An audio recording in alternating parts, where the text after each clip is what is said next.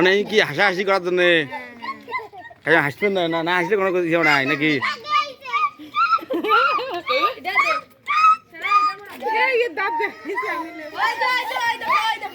কাহিনীও তো হাসে না তার কি হবে না আসলে কি হবে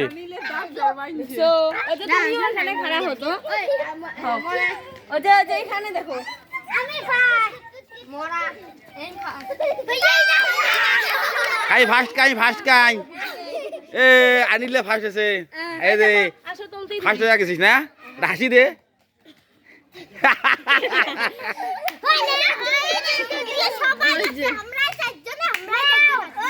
ও